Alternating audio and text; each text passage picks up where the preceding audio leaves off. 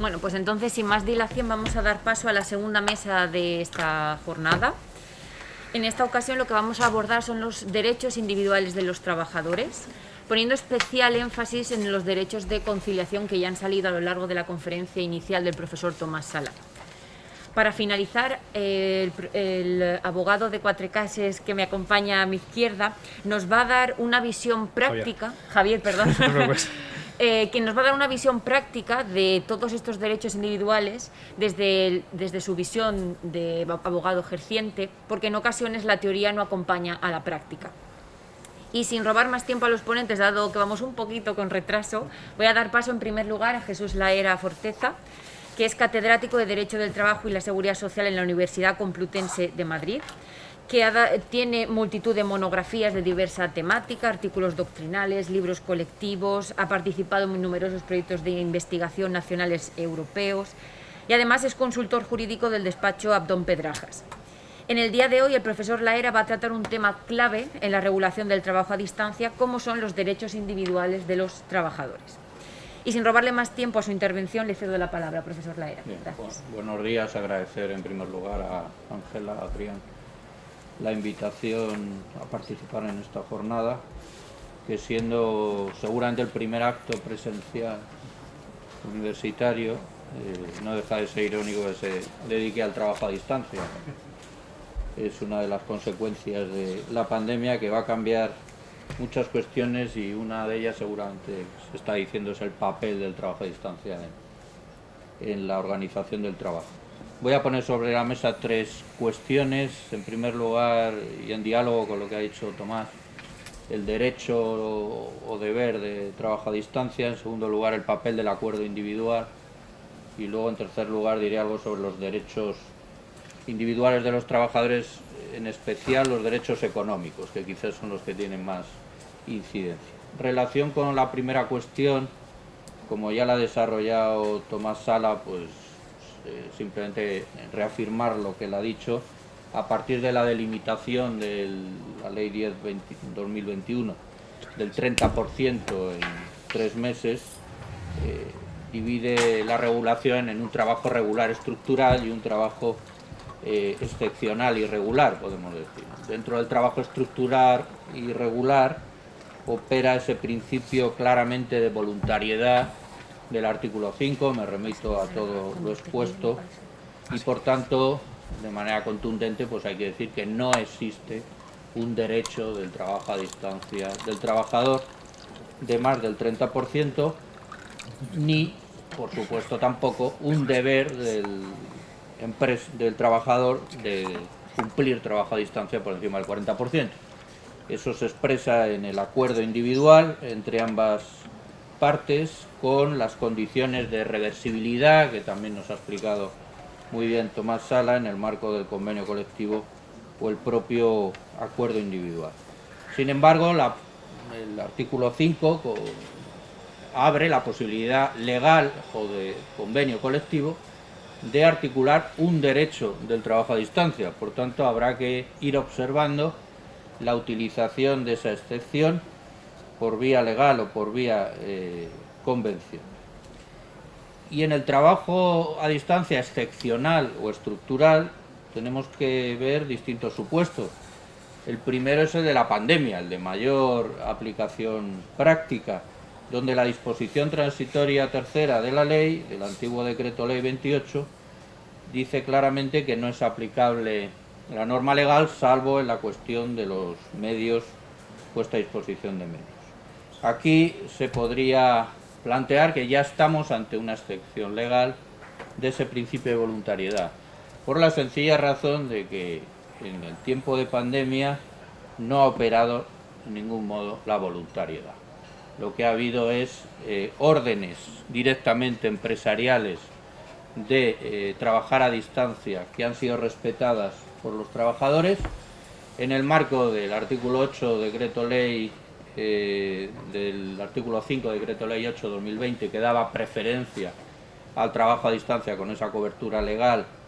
Se han dictado esas órdenes, y lo que hace curiosamente el decreto ley 28 y ahora ley 10/2021 es desregular esta cuestión. no regula la reversibilidad de esas órdenes ni establece ningún plan de retorno al trabajo presencial y lo deja completamente desregulado, con lo cual viene a santificar o a bendecir todas esas órdenes empresariales de trabajo a distancia que ahora están, precisamente son estos meses clave, en vías de retorno a un trabajo presencial en unas nuevas condiciones, sin tener claro cuándo estamos ante un supuesto de trabajo a distancia de pandemia. Ahí se están abriendo dos interpretaciones: vincular esta cuestión con la prórroga de los ERTE, que seguramente el 30 de septiembre habrá nueva prórroga, ya veremos en qué condiciones, y de tal manera que esa norma podría conectar con una prolongación de situaciones de trabajo a distancia laboral, pero esto tiene una dificultad porque el artículo 5 del decreto ley 8 no ha sido prorrogado, hace ya algún decreto ley anterior ya no lo prorrogó.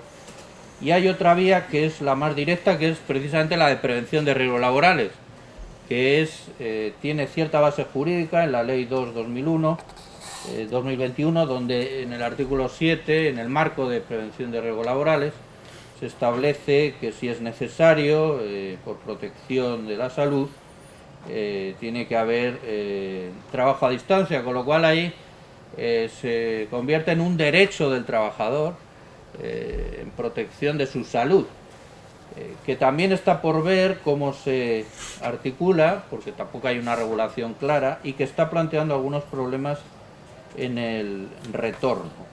De tal manera que ahí ya aparece una primera excepción de la voluntariedad, desregulada además, en las situaciones más habituales, que son actualmente las de trabajo a distancia en la normativa de pandemia. Luego está esa situación de menos del 30%, ¿no?, de la jornada, donde ahí se plantea, y ahí hay voluntariedad, no hay voluntariedad.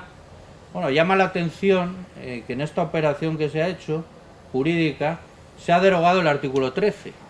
No era necesario, porque si tú dejas sin regular una parte de trabajo a distancia, que es el de menos del 30%, carece de sentido derogar el artículo 13, que establecía ciertos criterios y que además funcionaban razonablemente bien, principios inspirados en el acuerdo europeo que están en ese artículo 13. Con lo cual nos encontramos, y yo lo ha apuntado Tomás, ante un trabajo a distancia irregular, completamente desregulado, y que habrá que ver cómo se van aplicando de manera analógica los preceptos de la Ley 10/2021 a través de principios inspirados en ese acuerdo europeo de teletrabajo, que seguramente tomará bastante virtualidad en estos asuntos. Y con el criterio de la sentencia del Tribunal Supremo 11 de abril de 2005, que también Tomás ha señalado, pues seguramente hay que inclinarse por la presencia también de un principio de voluntariedad y necesidad de acuerdo individual. Pero claro, el escenario es distinto.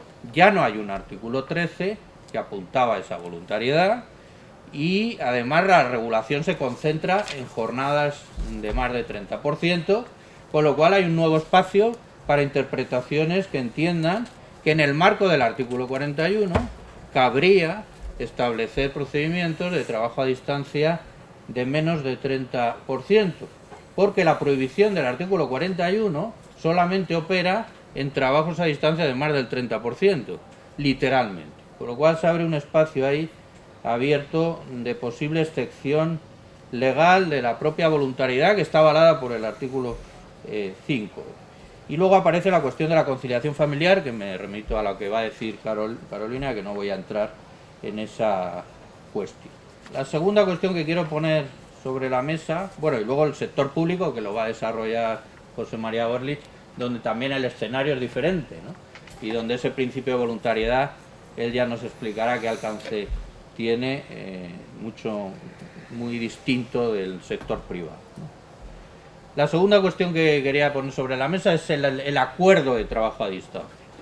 Toda la ley 10/2021, el antiguo decreto ley 28, gira en torno a un acuerdo individual, que está regulado en el artículo 7 de manera exhaustiva y que puede dividirse en tres tipos de cláusulas.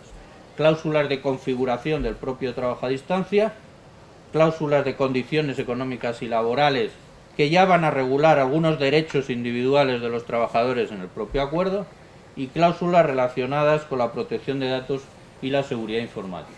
En el primer grupo de cláusulas de configuración hay que pactar el porcentaje de trabajo a distancia que parece disponible por el acuerdo individual, con lo cual nos plantea, lo decía Tomás, pues un problema jurídico nuevo en este sentido del ámbito de aplicación de la ley. El porcentaje es muy importante porque va a determinar la distinción entre trabajo regular y irregular de inicio, y luego los porcentajes de trabajo a distancia de ese trabajador y su distribución en términos temporales, donde ahí también opera una gran flexibilidad. Tampoco hay un criterio claro de que tenga que ser distribuido el tiempo de trabajo a distancia de alguna manera. Ahí cabe, por supuesto, acuerdos donde todo el tiempo de trabajo sea a distancia. Eso también puede proliferar este tipo de acuerdos, dado que las empresas se han dado cuenta que se puede trabajar y ser productivo a distancia. También ahí hay que introducir el centro de trabajo de adscripción, como sucedía en el artículo 13, el lugar de trabajo elegido por el trabajador, lo cual tiene incidencia en prevención de riesgos laborales, como se ha desarrollado antes, la duración del acuerdo y el principio de preaviso y los preavisos y ejercicio de la reversibilidad. Claro, si es una duración temporal, pues ya se sabe que va a terminar y habrá retorno al trabajo presencial.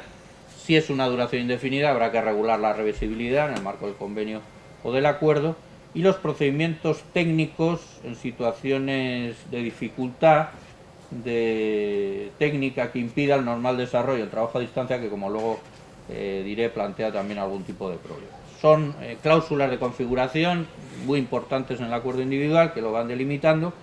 El segundo tipo de cláusulas son las directamente relacionadas con los derechos individuales de los trabajadores, condiciones económicas y laborales, el horario y la disponibilidad.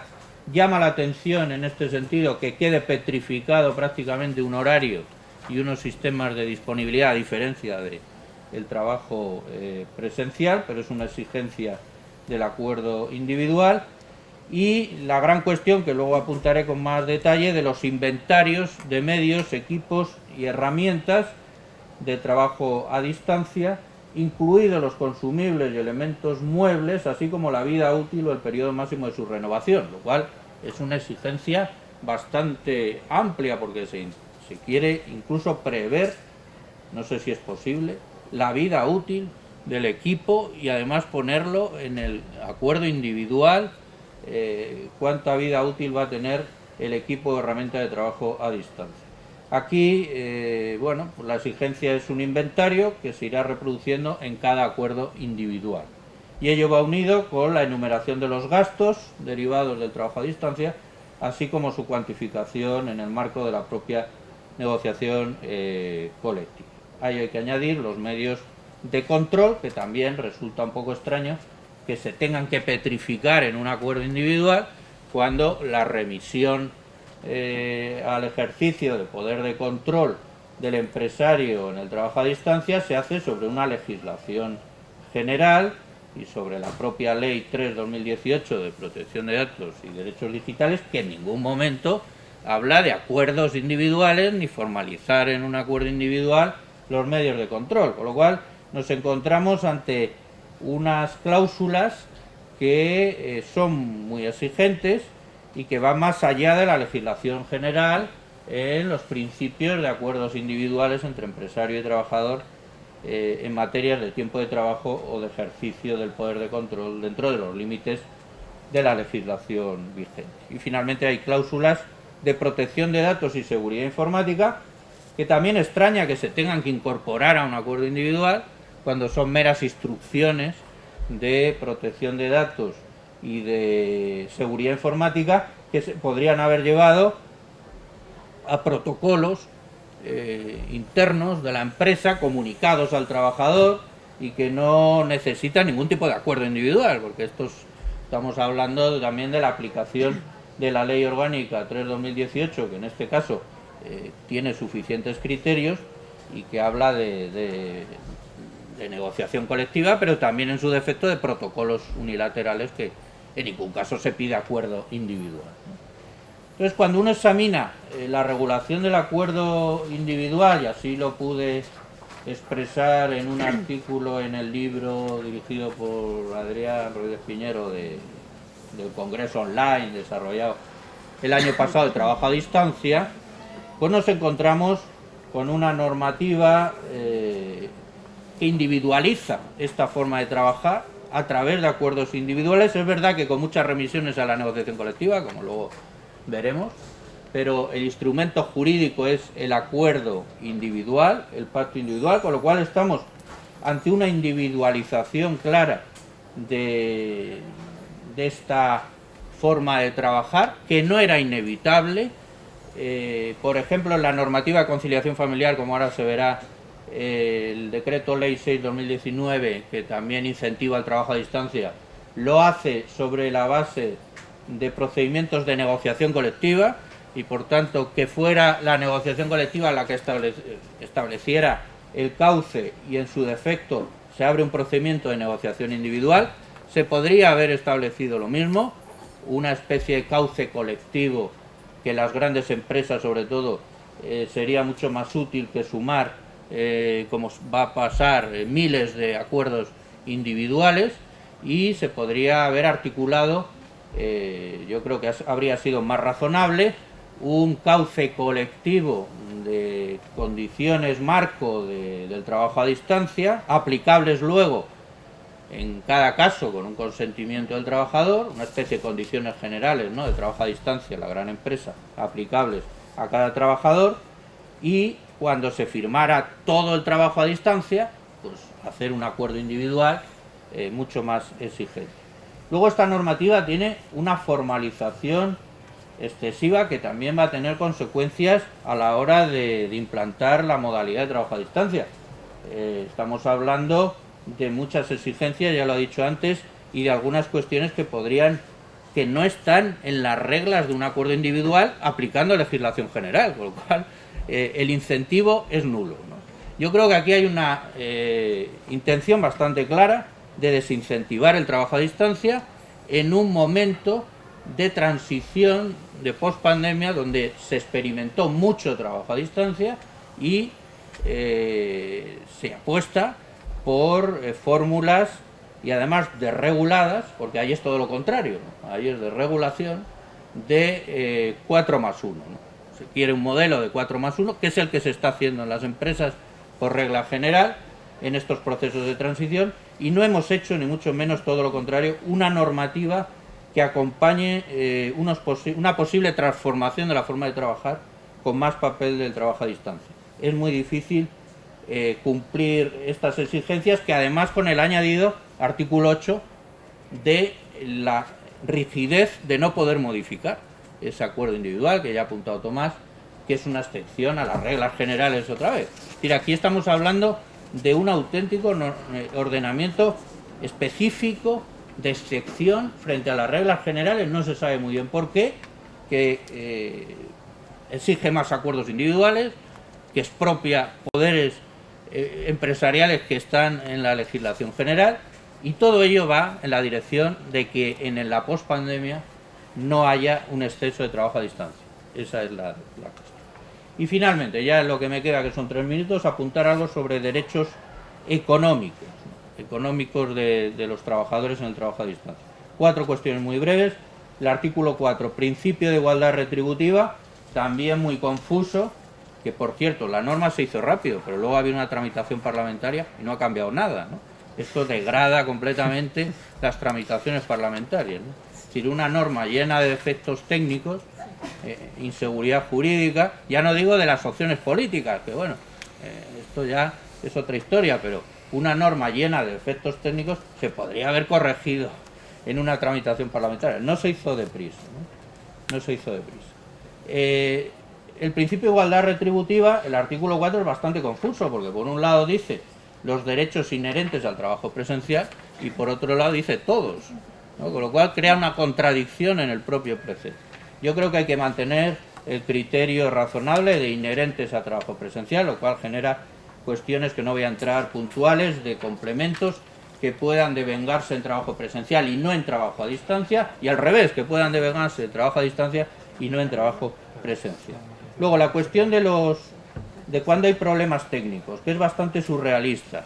Si aquí se dice que cuando no sea imputable al trabajador no hay perjuicio económico, cuando sea eventual el problema técnico. Bueno, eso sería una traslación del artículo 30, hay devengo de salario, no hay que recuperar las horas, me parece bien.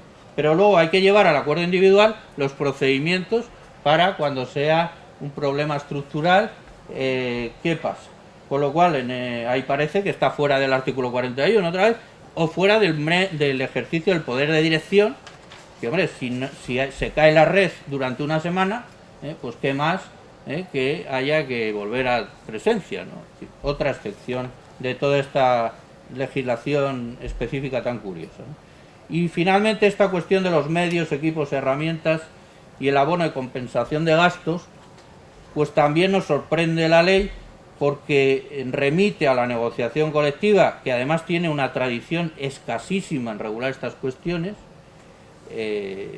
Apenas hay regulación convencional de trabajo a distancia, no sé lo que pasará en los próximos años, y en su defecto vuelve a aplicar el acuerdo individual.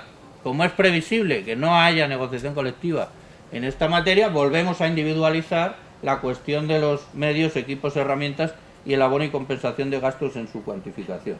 Y tanto ordenadores móviles, impresoras, mobiliarios de un lado y gastos de internet, teléfono, electricidad de otro.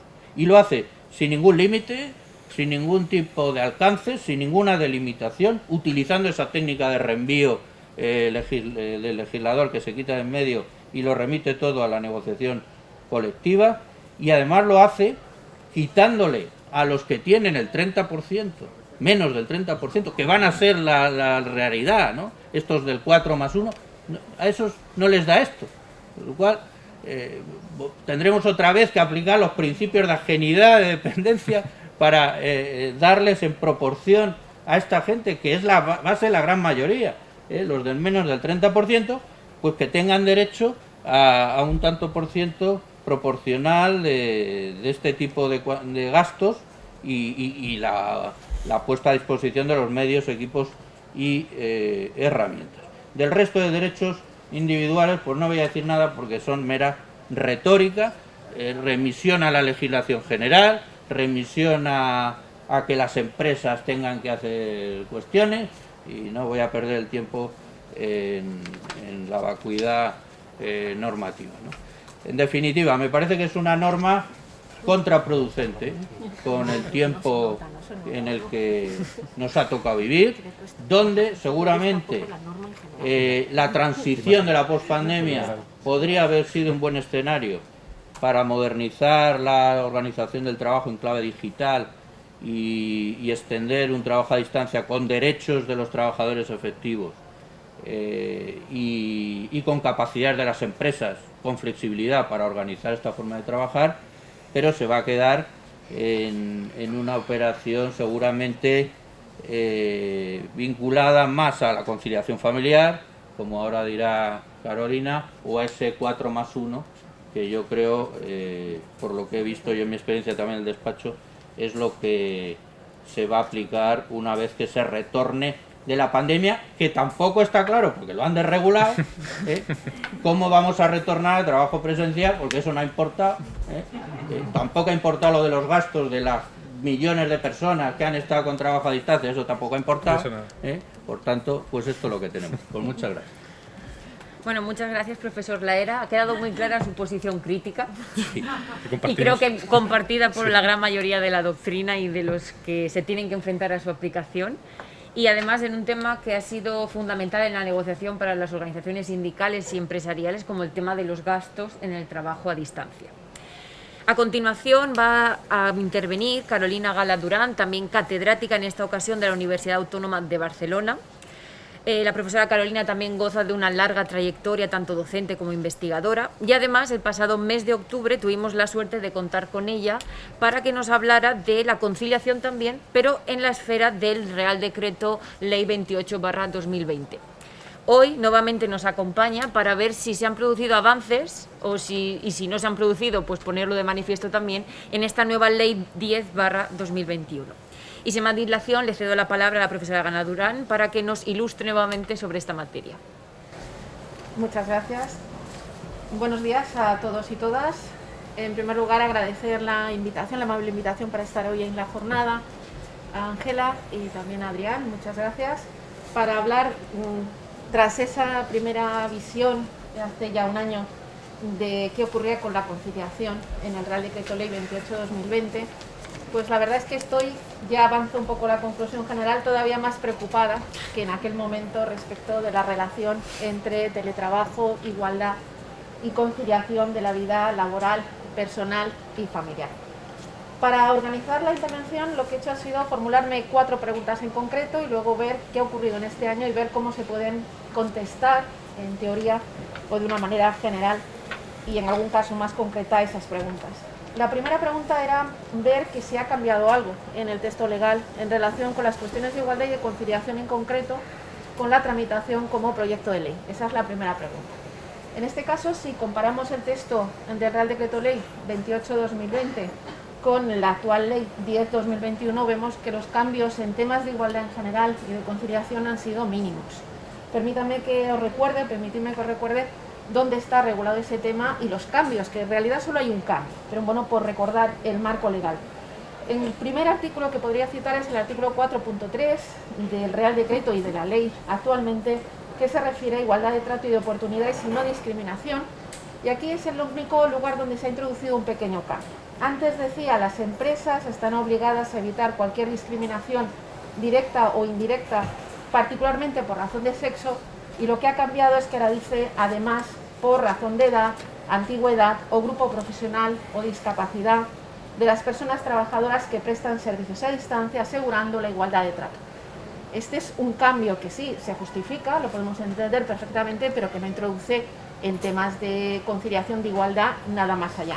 Y se mantiene igual el párrafo final de este artículo 4.3, que dice, igualmente, las empresas están obligadas a tener en cuenta a las personas teletrabajadoras o trabajadoras a distancia y sus características laborales en el diagnóstico, implementación, aplicación, seguimiento y evaluación de medidas y planes de igualdad. Tanto el Real Decreto Ley en su momento como la ley está atribuyendo un papel fundamental a los planes de igualdad en el marco del teletrabajo, tanto en la fase de diagnóstico como en la fase de medidas, implementación y evaluación.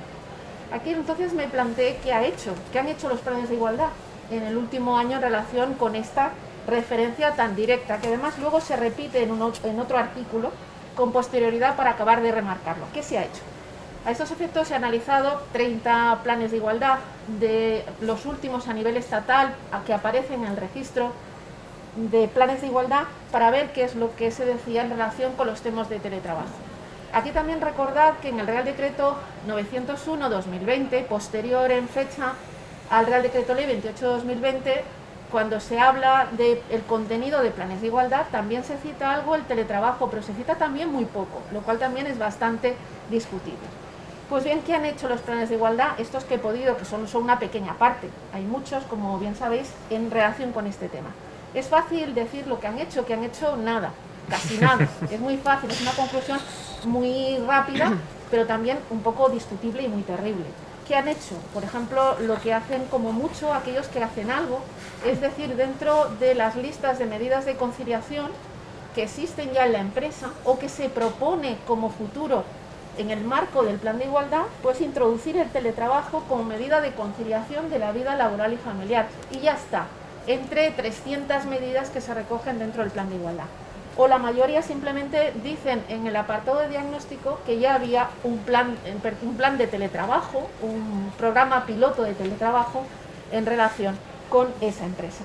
Pero no hacen nada más, ni tampoco se plantean que esto pueda ser un problema desde la perspectiva de la igualdad, que en mi opinión lo es, tal y como muy bien ha señalado ya el profesor Salafranco en su intervención. No les preocupa, no creen que esto sea un problema, yo creo que es una trampa, aparte de un problema.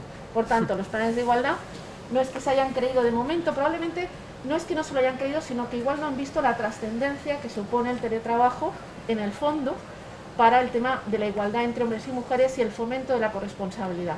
siguen esa idea idílica, que además aparece reflejada en el propio Acuerdo Marco Europeo sobre Teletrabajo, de que el teletrabajo es una gran salida para conciliar la vida laboral y familiar. Es cierto, pero habría que añadir de las mujeres en concreto. Un segundo artículo que trata estas cuestiones y que tampoco ha cambiado, el artículo 4.4 del Real Decreto y ahora de la ley, que dice que las empresas deben tener en cuenta, especialmente en el marco del teletrabajo, las cuestiones y aplicación de medidas contra el acoso sexual, acoso por razón de sexo, acoso por causa discriminatoria y acoso laboral. Y también que hay que tener en cuenta la situación particular de las víctimas de violencia de género, y además se ratifica la modificación del artículo 37.8 del Estatuto de los Trabajadores, que añade a las medidas que ya existían para las víctimas de violencia de género, añade el acceso como derecho, en este caso el acceso al teletrabajo si existe en la empresa, o bien el dejar de teletrabajar. Pues bien, esto ha calado en la negociación colectiva del último año, ha calado en el marco de los planes de igualdad en relación con las víctimas de violencia de género, ha calado en los protocolos de acoso, se ha entrado en el tema del ciberacoso, que también se ha comentado ya en esta jornada. Pues no, solo he encontrado un caso de un convenio colectivo, que es el de Telefónica, que hace un desarrollo muy interesante sobre el ciberacoso sexual, ciberacoso laboral en el marco de las nuevas tecnologías y del teletrabajo. Por tanto, este tema tampoco ha calado en la negociación colectiva, ni siquiera se reproduce el artículo 37.8 nuevo de Estatuto de los Trabajadores o se hace referencia a los temas de acoso y teletrabajo. Tercer elemento legal, artículo que hace referencia a estas cuestiones, el artículo 4.5, que es un precepto clave. Las personas que realizan trabajo a distancia tienen los mismos derechos que las personas trabajadoras presenciales en materia de conciliación y corresponsabilidad, incluyendo el derecho de adaptación a la jornada establecido en el artículo 34.8 del Estatuto de los Trabajadores. Por tanto, aunque parezca que no es necesario, exactamente, específicamente en la ley se reconoce este derecho en materia de conciliación. Nos recuerda que los teletrabajadores también tienen derecho a la conciliación de la vida laboral y familiar. Sobre este tema volveré cuando hable de negociación colectiva, porque también es un tema preocupante a mi entender. Queda igual también el artículo 8.3 de la ley, del Real Decreto Ley y ahora la ley, que ha comentado antes el profesor Sara Franco en relación con la ordenación de las preferencias. Preferencias vinculadas que se pueden establecer en relación con temas de conciliación de la vida personal y familiar. Este tema, además, en el artículo se añade que en el diseño de todos estos mecanismos, tanto de acceso al teletrabajo como el establecimiento de preferencias, se debe evitar la perpetuación de roles y estereotipos de género y se deberá tener en cuenta el fomento de la corresponsabilidad entre mujeres y hombres. Y nuevamente cita la obligación de los planes de igualdad de tener en cuenta el tema del teletrabajo. Aquí es curioso que en el marco de las administraciones públicas todos los acuerdos que se están desarrollando como consecuencia del Real Decreto Ley 29/2020 y el artículo 47 bis del EBEP están recogiendo criterios de preferencia en base a la conciliación, principalmente de la vida familiar y laboral.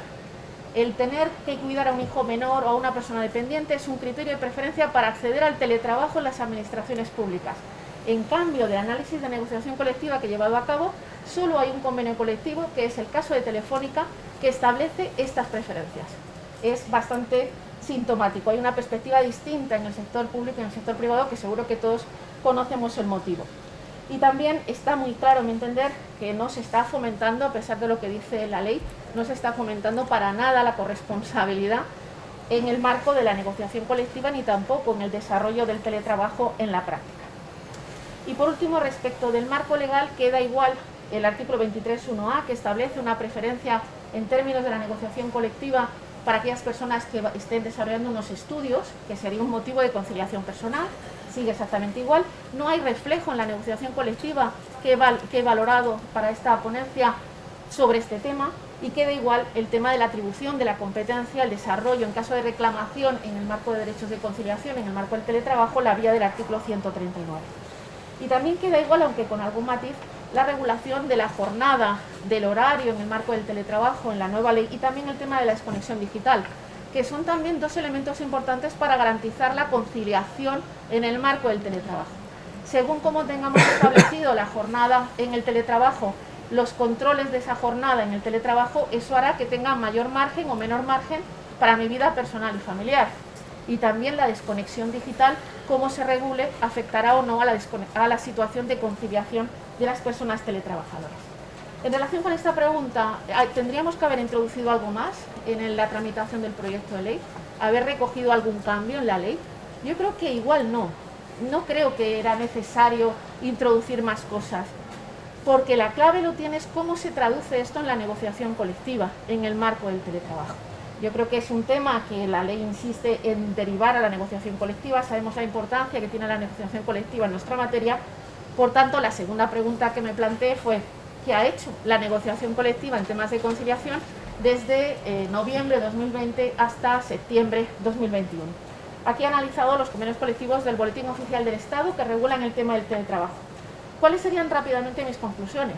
Pues la primera: escasísimo o nulo interés de la negociación colectiva por el tema de conciliación de la vida laboral y familiar en el marco del teletrabajo. Son muy pocos los convenios que hacen alguna referencia.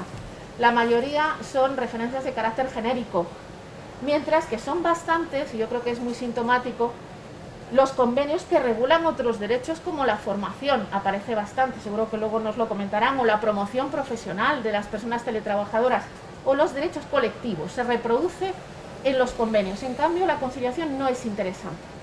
Por ejemplo, y es una opinión personal, creo que preocupa mucho más el poder votar en las elecciones sindicales que los derechos de conciliación en el marco del teletrabajo. Y eso que las elecciones sabemos que son cada 4 años, no es una cosa. En cambio, el que yo tenga vida personal a la vez que teletrabajo no parece preocupar en la negociación. Segunda conclusión, ni siquiera, creo que también es sintomático, se reproduce el texto del artículo 4.5, ese que dice que los teletrabajadores tienen derecho a la conciliación. Y en cambio se reproducen de una vez y otra la prevención, que es muy importante sin duda, la formación o los derechos colectivos, que los he visto muy reflejados. Tercera conclusión, no olvidemos que los convenios colectivos son fruto de la negociación colectiva. Esta sensación que a mí me ha dado ese análisis me lleva a entender que los agentes sociales no están quizás demasiado preocupados por los temas de conciliación de la vida laboral, personal y familiar. Y ahí podríamos ahondar preguntándonos quién negocia los convenios colectivos mayoritariamente y cuáles son sus prioridades. No voy a ir más allá. También, otra conclusión, no se asume en la negociación colectiva el impacto, que antes ha salido en una de las intervenciones, el impacto que tiene el teletrabajo en el ejercicio de los derechos de conciliación. El que yo esté presencialmente trabajando o teletrabajando, para mis derechos de conciliación no es lo mismo. Habrá permisos, y antes se ha comentado alguno, que no se ejercen igual si estoy en casa teletrabajando, sobre todo por la presión empresarial sobre que igual no hace falta que hagas ese permiso o esa reducción de jornada. Bueno, vamos a hacerlo un poquito menos porque necesito que hagas algo a través del teletrabajo. Los convenios en este tema que he analizado no les preocupa para nada. Siguen pensando que todo el trabajo es presencial. Y aquellos convenios que hacen alguna referencia, ¿qué dicen? Pues, por ejemplo, dicen que sirve, pero muy poquito, sirve el teletrabajo para la conciliación de la vida laboral y familiar, en concreto 4 convenios exclusivamente. Ya he dicho que las víctimas de violencia de género no aparece, el teletrabajo y el acoso solo aparecen en un convenio colectivo. Y luego resulta interesante que hay un solo convenio, pero me parece interesante, es el convenio colectivo de BT Global, que utiliza el artículo 34.8 del Estatuto de los Trabajadores y reconoce la conciliación como derecho, como lo establece ese artículo, como derecho para acceder al teletrabajo. Esa vía está siendo totalmente inexplorada por la negociación colectiva. No olvidemos que ahora mismo la conciliación, el derecho de conciliación permite el derecho al teletrabajo, artículo 34.8 del Estatuto de los Trabajadores. Pues solo cita un convenio colectivo. Me ha parecido interesante y también el hecho de que no se regule en la práctica. También el tema de reversibilidad me ha preocupado. Si, por ejemplo, la forma en que se regula la negociación colectiva, que es muy abierta. La empresa en cualquier momento puede decirle a un teletrabajador o teletrabajadora que deja de teletrabajar. Si yo estoy en teletrabajo para conciliar el cuidado de mi hijo o hijos pequeños y la empresa mañana me dice que tengo que teletrabajar, aunque sea con un margen de 3 días, eso afecta a mi conciliación. En la regulación de la reversibilidad tampoco se ha tenido en cuenta el impacto sobre la vida familiar que pueda tener esa circunstancia. Otra cuestión que me he planteado es si interesa a la negociación colectiva el perfil del teletrabajador, si son mujeres, si son hombres. No le interesa tampoco directamente. Solo he encontrado 2 convenios colectivos, Roca y el de Banca, en el que expresamente se dice que a la hora de informar a la representación de los trabajadores hay que decir no solo el nombre, sino el sexo de esa persona. Evidentemente, si tenemos el nombre vamos a saber, pero es de por sí bastante claro el que ya directamente el convenio diga que se establezca, como además se exige la norma en general, los datos desagregados por sexo, solo 2 convenios colectivos. En cuanto a la regulación de jornada y horario, la mayoría lo que hace de los convenios colectivos es mantener la misma regulación anterior general. Aquí el impacto sobre conciliación es importante y por tanto la forma en que lo regulemos hay que tenerlo en cuenta. Y en cuanto a desconexión digital desde la perspectiva de conciliación, ha entrado bastante incluso en los planes de igualdad el tema de la desconexión digital. Aquí el problema que veo desde la perspectiva de la conciliación de la vida laboral y familiar es evidente. El problema viene en cuanto que sí me reconocen el derecho a la desconexión para las vacaciones, para los permisos, para las licencias, incluso las reducciones de jornada, pero el problema de fondo es que luego se añaden bastantes convenios colectivos, no todos, pero sí bastantes referencias como que la conciliación, bien, pero que la desconexión también debe ayudar a esa conciliación, pero sí tampoco lo plantean como un derecho a todas. Dicen, bueno, también hay que tener en cuenta que no es una obligación, por tanto está abriendo la puerta a que el trabajador o trabajadora cuando lea esa cláusula del convenio sepa que, bueno, mejor conteste a la empresa si le envía algún correo electrónico. O, por ejemplo, hay algunos que ya lo hacen directamente, que dicen que hay que contestar si es una cuestión de imposible dilación. Dices, bueno, ¿y qué es imposible dilación? Obviamente, un concepto genérico. O que, por ejemplo, hablan de urgencia, hablan de causa de fuerza mayor, con lo cual, evidentemente, eso supone un problema desde la perspectiva de la garantía de la conciliación de la vida laboral y familiar. Y también es curioso, en el ámbito de la negociación colectiva, el hecho de que la regulación de la desconexión digital, a pesar de que la norma lo establece, no establece diferencias en relación con el teletrabajo. Trata a toda la plantilla por igual. No establece un trato diferente en cuanto a desconexión digital en relación con el caso del teletrabajo, que tiene su particularidad, sobre todo si es teletrabajo a tiempo completo o son varios días, no 1 o 2, a lo largo de la semana. Y la última cuestión que quería plantear en mi intervención, la última pregunta.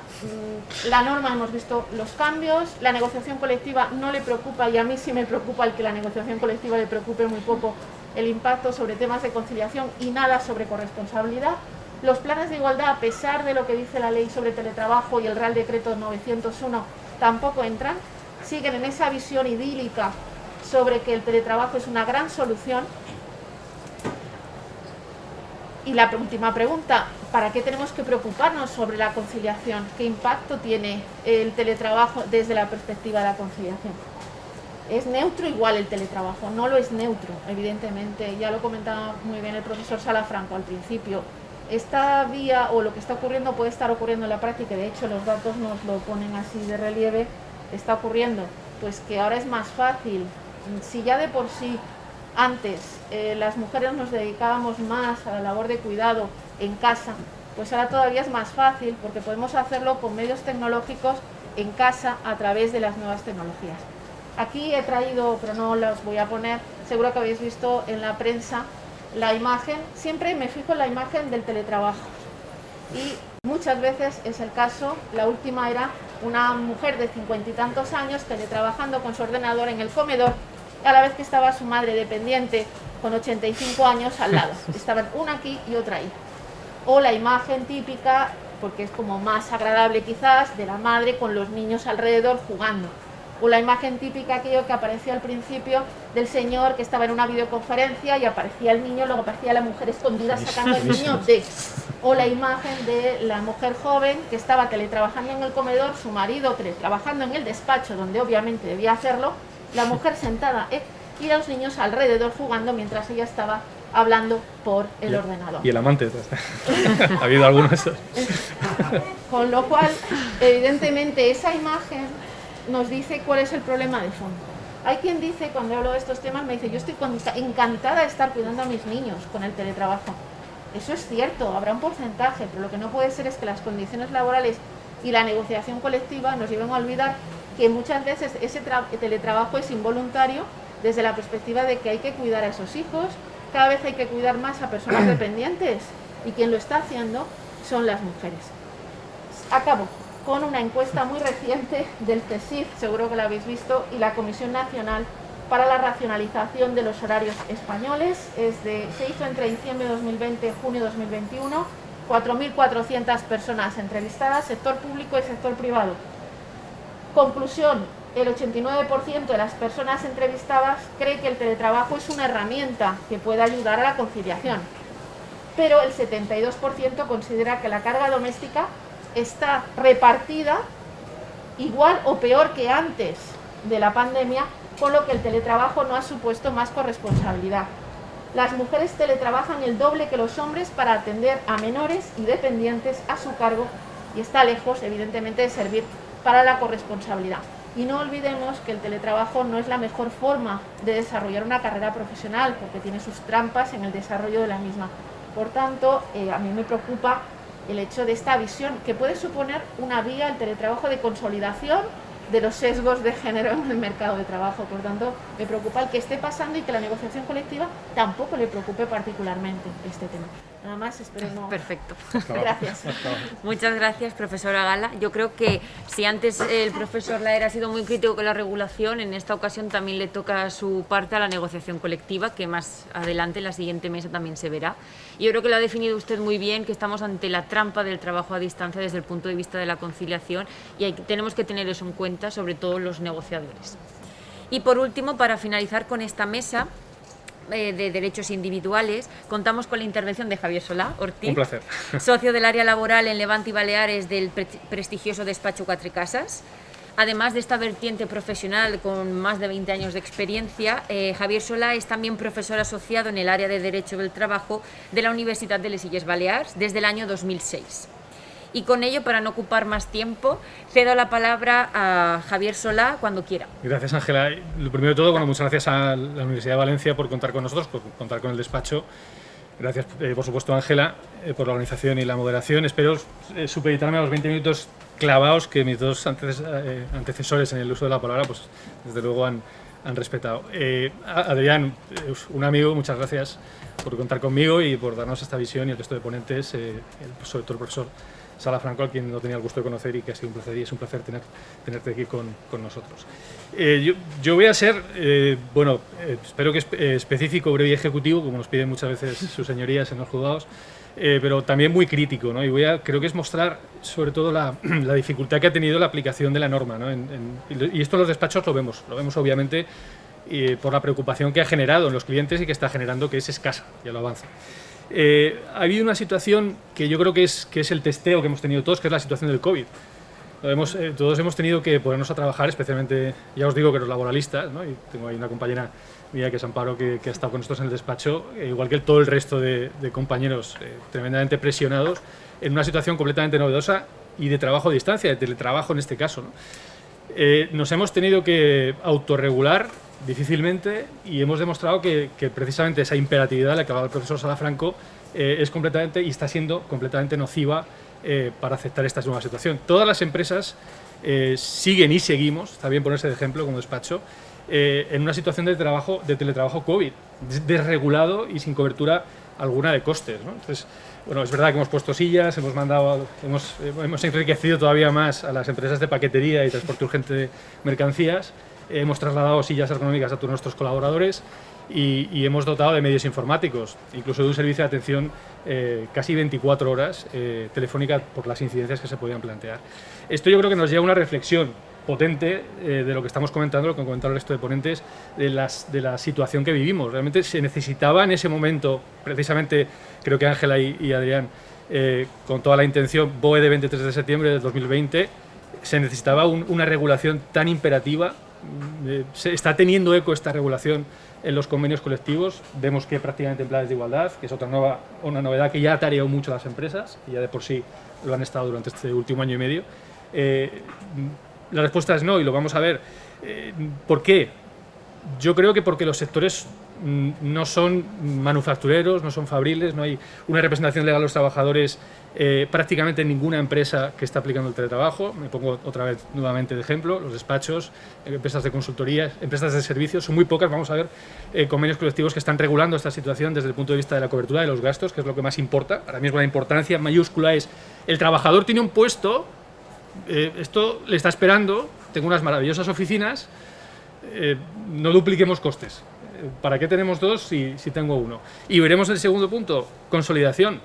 Esto lo ha destacado Jesús antes y el resto de ponentes. Es lo que más preocupa, es porque en una jornada de 40 horas semanales es 1,5 días.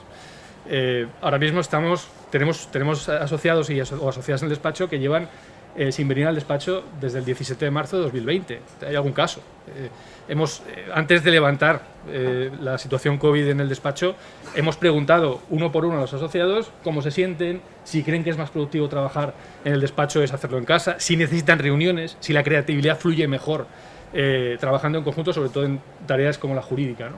Y estamos esperando la respuesta, pero dependerá de eso, de si levantamos o no la cláusula COVID. Por lo tanto, aplicación de teletrabajo, ninguna.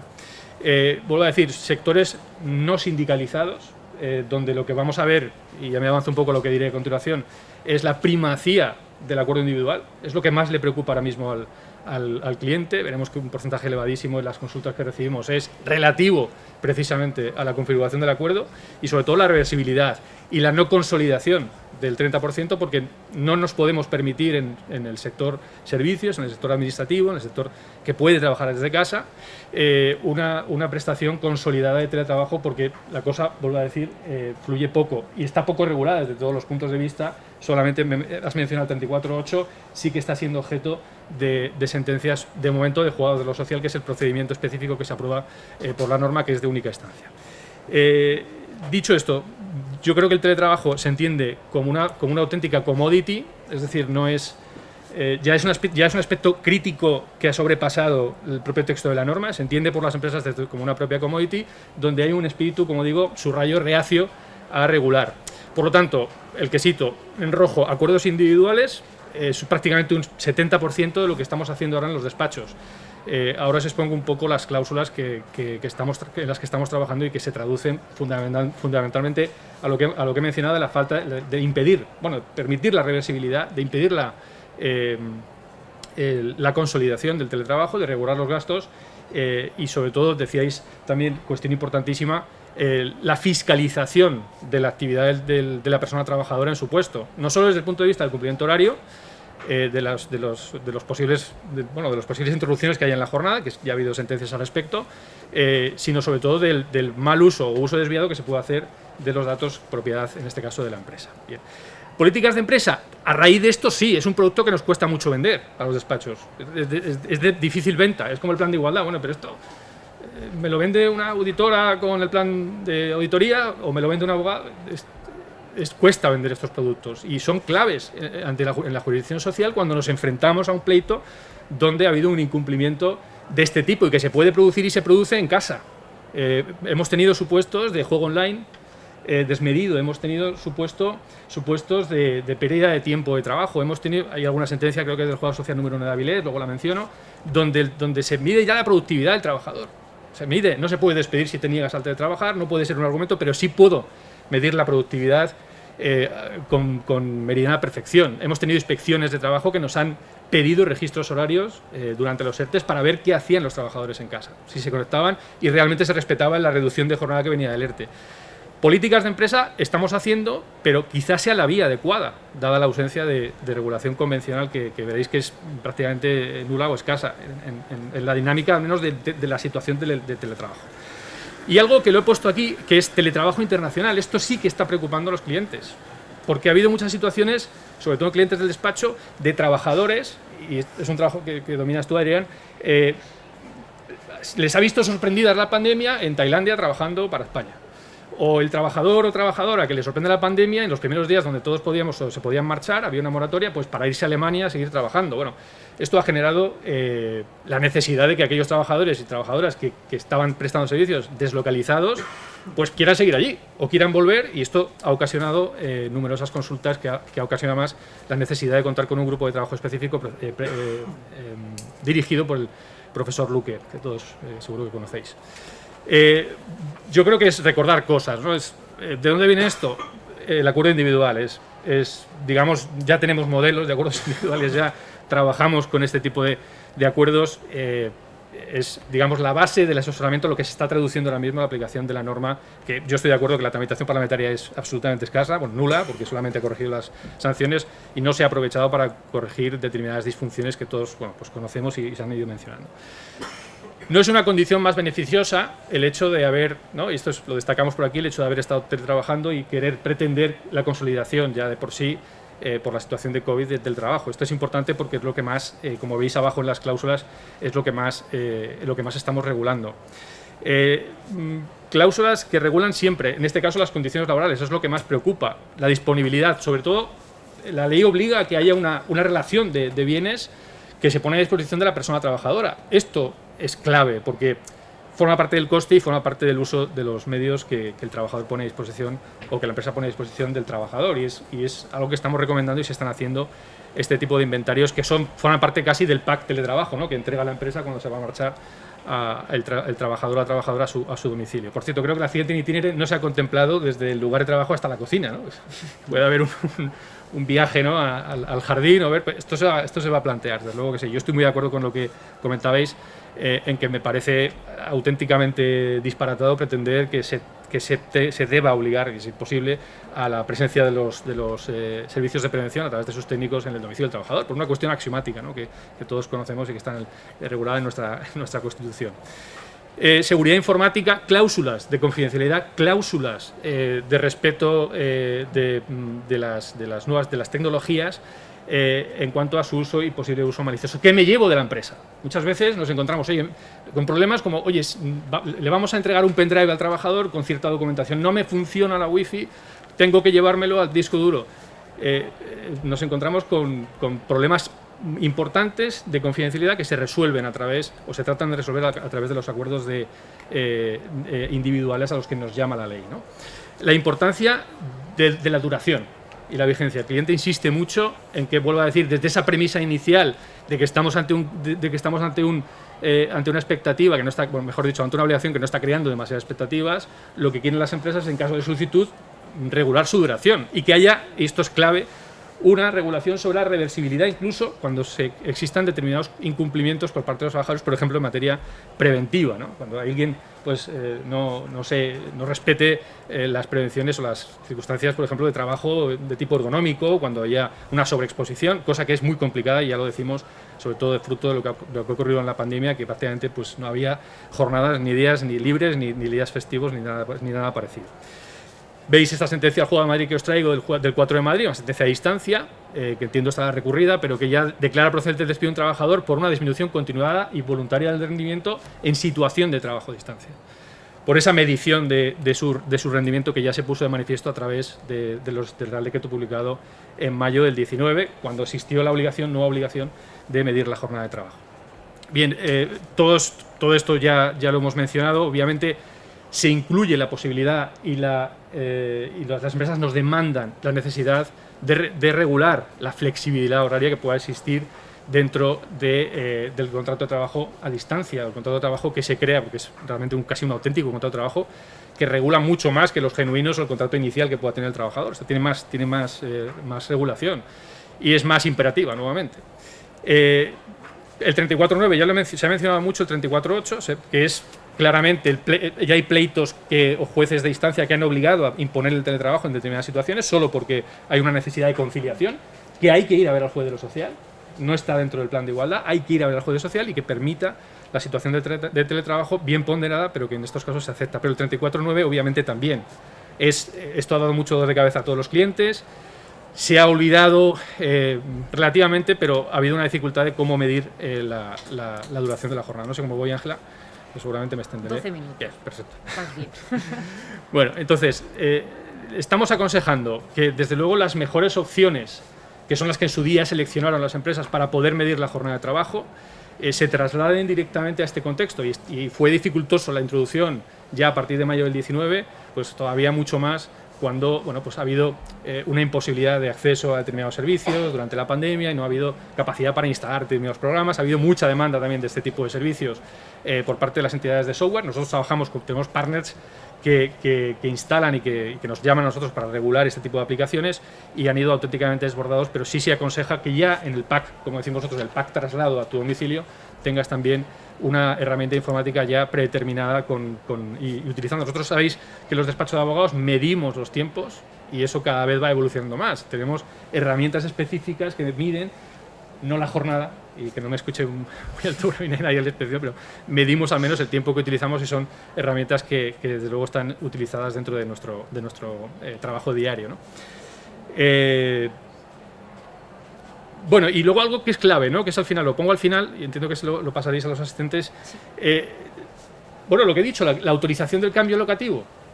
Hemos tenido consultas de, oye, mira, es que el trabajador tiene su familia en Cádiz y, bueno, tiene su domicilio en Madrid, está trabajando allí y se quiere ir a Cádiz. Bueno, pues te dice, me imagino que el trabajador le dirá que usted qué más le da donde esté trabajando yo. Bueno, pues que ese domicilio no está en condiciones, no está evaluado por el servicio de prevención y por lo tanto usted no se puede marchar a cualquier sitio. Bueno, entonces, ¿cómo investigo yo dónde está el trabajador o la trabajadora si se ha ido pues el fin de semana a pasarlo a donde quiera? Y bueno, pues entro dentro de su intimidad, analizo la IP, esto ya entramos en el terreno del artículo 18.1, 18.4, que nos ha traído muchísima, de la Constitución, que nos ha traído muchísima jurisprudencia relativa ya a otra materia que un día tocaremos, yo encantado por supuesto, pero que desde luego tiene mucha trascendencia constitucional. Regular esto de la manera más clara en el acuerdo, no permitir la deslocalización, posibilidad de reversión del contrato. Se pide mucho, se nos pide mucho por parte de los clientes la posibilidad de reversión del trabajo a distancia por esa circunstancia de no tener permiso para trabajar en otro sitio. Bien, decía que dentro de las obligaciones se nos está imponiendo mucho las obligaciones relativas a incidencias técnicas. Veremos que enseguida la comento una sentencia de la Audiencia Nacional que nos explica dentro del contexto de una práctica de empresa si ese tiempo de trabajo perdido como consecuencia de que se cae la wifi, que esto es más común que el beber y el comer, pues es tiempo no de trabajo y se obliga al trabajador a presentar un parte del... que yo la verdad es que veo eso complicado, ¿no? Que se puede, si no te cogen prácticamente luego te llaman siempre, pero no te atienden nunca, ¿no? Pues para esa circunstancia, desde luego será complicado contar con un certificado, ¿no? Pero eso es lo que dice la Audiencia Nacional y esto es conveniente que se regule, ¿no? Para no dejarlo al albur de lo que decide en este caso un tribunal, ¿no? Veis, ¿no? Se reserva el derecho de modificar, ampliar o suprimir los medios, equipos y herramientas siempre que ya no perjudique la prestación del servicio a distancia del trabajador. Es decir, la empresa podrá calibrar, en su caso, la mayor o menor implementación de medios al trabajador. Y lo que os comentaba, la concreción del inventario.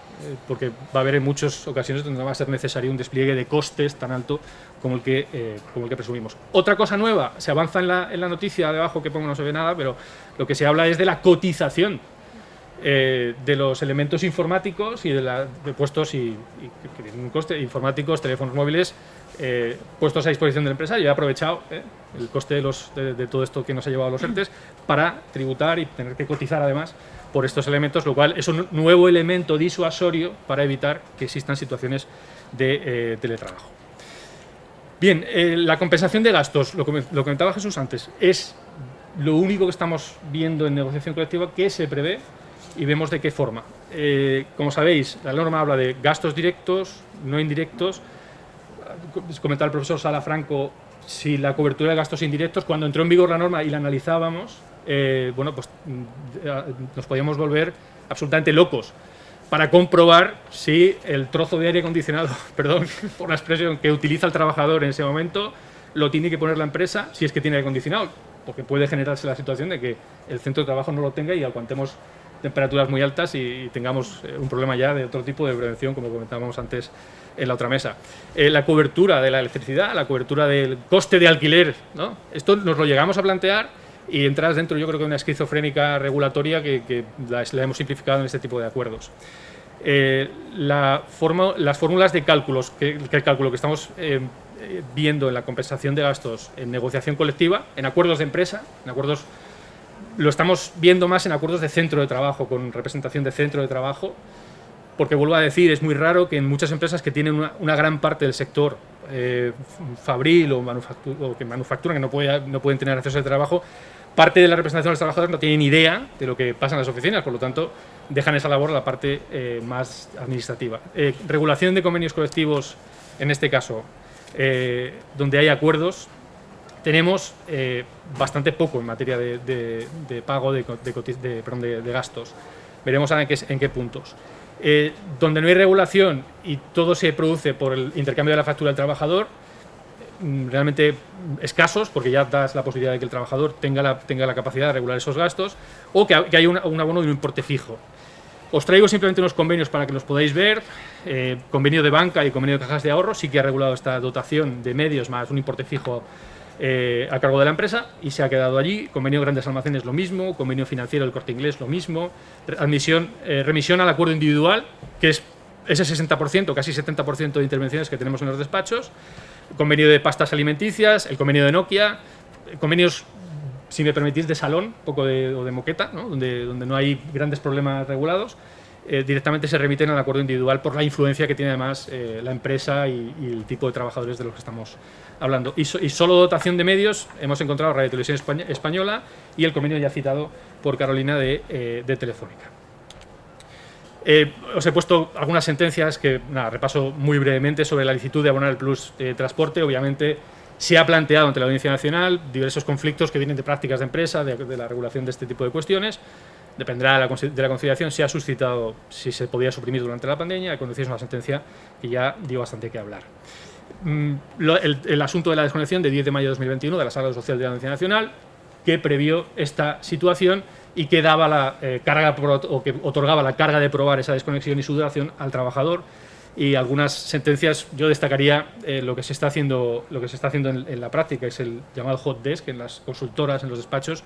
Ahora mismo tú vas y te sientas donde quieres. Esto es un ahorro de costes porque tu propio equipo, que es básicamente el ordenador personal que puedes utilizar aquí o donde estés, lo puedes plantar en cualquier oficina donde estés. Y está siendo la solución de no duplicar los costes, ¿no? De que cuando le toque un turno puedas tú estar en el otro. Y esto ha sido sometido a la Audiencia Nacional, que ha dicho que esto obviamente no es una modificación de la sustancial de las condiciones de trabajo. Avanzo ya para acabar. El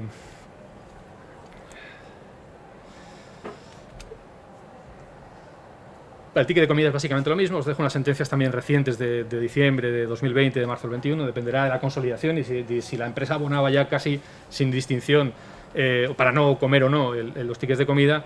Y luego las sentencias de Inditex que hablaban también de la modificación durante la pandemia circunstancial y atendiendo a la crisis que vivimos, pues si eso era una modificación sustancial o no, pasa lo mismo en este caso en situación de teletrabajo.